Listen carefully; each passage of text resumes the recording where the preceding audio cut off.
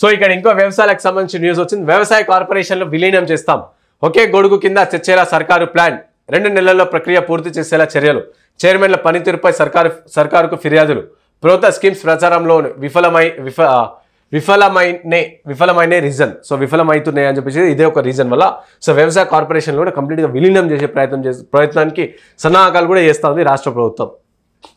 So ఉద్యాన విత్తనాభివృద్ధి, HACA, Agros, ware housing, seed certification, merge. So ఇట్లా వీళ్ళన్నీ కూడా ఉద్యానవనానికి సంబంధించి ఏవైతే ఉంటాయో వాటన్నీ కూడా ఒక్క దాటి కింద మెర్జ్ చేస్తారు. ఎందుకంటే మెయిన్గా చూసుకుని వ్యవసాయానికి సంబంధించిన స్కీమ్స్ ఏవైతున్నాయో అవి ప్రజల్లోకి ప్రాపర్గా తీసుకోవట్లేరు. అండ్ అలాగే ఈ కమిషన్ల చైర్మన్లు ఎవరుతారో వారిపైన ఫిర్యాదులు వస్తున్నాయి కాబట్టి సో అన్నిటి కూడా ఒకటే గుడికి మెర్జ్ చేసేలా ప్రభుత్వం ప్లాన్ చేస్తుంది. వారం రోజుల్లో కార్పొరేషన్ పనితీరులపై అధికారుల నివేదిక. సో వారం రోజులు ఈ కార్పొరేషన్ చైర్మన్ ఏమేమి పనులు చేశారు, ఎట్లా చేశారు అని చెప్పేసి అవన్నీ నివేదిక తీసుకొని ఇక కంప్లీట్గా మర్జ్ చేసే పరిస్థితుల్లో ఉన్నట్టు తెలుస్తోంది. రైట్, ఇక వ్యవసాయ కార్పొరేషన్ల విలీనం, ఉద్యానవన, విత్తనాభివృద్ధి, HACA, Agros, ware housing, seed certification, merge. So ఒకే గొడుగు కింద తెచ్చేలా సర్కారు ప్లాన్, 2 నెలల్లో ప్రక్రియ పూర్తి చేసేలా చర్యలు, చైర్మన్ల పనితీరుపై సర్కారుకు ఫిర్యాదులు వస్తున్నాయి. ఇక ప్రభుత్వ స్కీమ్స్ ప్రచారంలో విఫలమనే రీజన్ కూడా ఇదొక కారణం. వారం రోజుల్లో కార్పొరేషన్ల పనితీరుపై అధికారుల నివేదిక.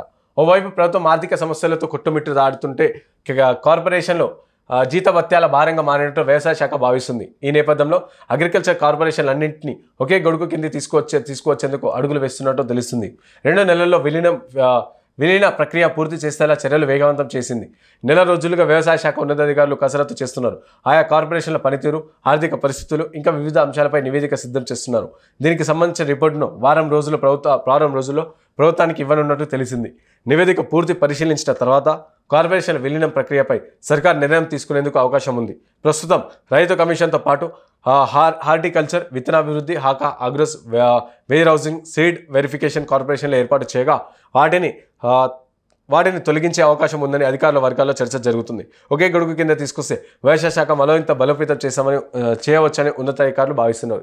అయితే మెయిన్గా చూసుకుంటే ఇక్కడ వాళ్ళు ఏవైతే కార్పొరేషన్లు ఉన్నాయి కదా, ఇవన్నీ కార్పొరేషన్లు ఏవైతే ఉన్నాయో అవన్నీ పనితీరు ఒకటి బాగాలేదు. అయితే కాంగ్రెస్ ప్రభుత్వం ఏదైతే స్కీమ్స్ రైతులకు ఇస్తుందో ఆ స్కీమ్స్ కూడా రైతుల దగ్గరికి పోతలేవు, అదొక కారణం. ఇంకోటి మెయిన్గా ఈ కార్పొరేషన్ సంబంధించి చైర్మన్లు, మెంబర్లు ఏవైతుంటో వాళ్ళందరికీ జీతభత్యాలు ఆ వ్యవసాయ శాఖకు అదనంగా భారంగా మారింది. ఎందుకంటే వాళ్ళు చేసే పనులు అంతా అయితే ఏం లేవు, కానీ వీటిపైన చాలా వరకు భారం పడుతుంది అని చెప్పేసి ఈ నేపథ్యంలోనే సో కంప్లీట్గా వాళ్ళని కూడా ఒకే గొడుగు కింద తీసుకొస్తే ఆర్థిక భారం అనేది తగ్గుతుంది అని చెప్పేసి కూడా సర్కారు యోచిస్తున్నట్టు ప్లాన్.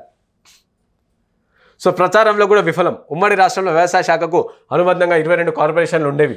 ఇక రాష్ట్రంలో కాంగ్రెస్ సర్కారు కొలువుదీరిన తర్వాత పార్టీలో చురుగ్గా పనిచేసిన వారిని గుర్తించి రైతు కమిషన్తో పాటు 6 కార్పొరేషన్లకు చైర్మన్గా నియమించారు.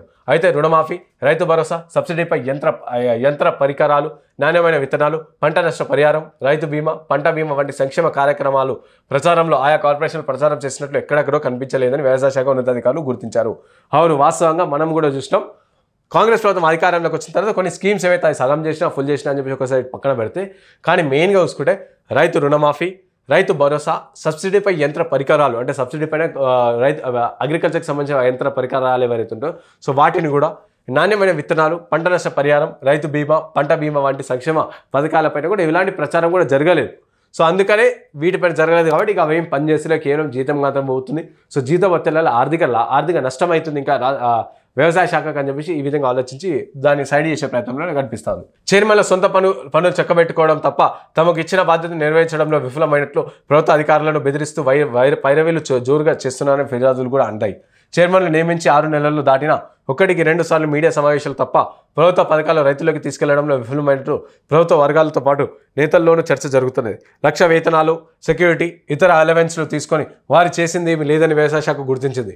వారు ఉన్నా లేకున్నా సర్కారుకు పెద్దగా నష్టమేమీ లేదని కూడా విషయాలు అగ్రికల్చర్ శాఖ తన నివేదికలో పొందుపరిచినట్టు తెలుస్తుంది. సో వాస్తవంగా కూడా చెప్తే ఇప్పుడు ఈ చైర్మన్లు, కార్పొరేషన్లు ఏవైతున్నాయో అవన్నీ కూడా వాళ్ళు కేవలం ప్రోటోకాల్ని ఎంజాయ్ చేస్తున్నారు తప్ప ప్రజల దగ్గరికి కావచ్చు, రైతుల దగ్గరికి ఇప్పుడు కూడా వెళ్ళలేరు. ఎందుకంటే మనం చూసినాం అగ్రికల్చర్ ఆఫీసర్లు వాళ్ళు వీలైపోతారు. రైతు రుణమాఫీ కావచ్చు, రైతు భరోసా కావచ్చు, ఇతర సంక్షేమ పథకాలపైన కూడా రైతులకు అవేర్నెస్ కల్పించే దిశగా ఎక్కడ కూడా చేయలేవు ఈ కార్పొరేషన్లు. అక్కడక్కడ 1-2 ప్రెస్ మీట్లు పెట్టి ఒకరోజు పోయి హడావిడి చేసి వచ్చేది తప్ప సో క్షేత్రస్థాయిలో ప్రజలకు పోయి ఇలాంటి ఏమీ పనులు కూడా చేయలేరు. కాబట్టి సో వారిపైన చర్యలు తీసుకుంటే బాగుంటుంది. అయితే ఇక్కడ ఒకటి విలీనమా లేకుంటే ఐఏఎస్ అధికారులు అప్పగించడమా అని చెప్పేసి కూడా ఆలోచిస్తూ ఉన్న పరిస్థితి. సో చూడాలి మనం ఏదేమైనప్పటికీ ప్రజలకి ప్రాపర్గా జరుగుతూనే మంచిది.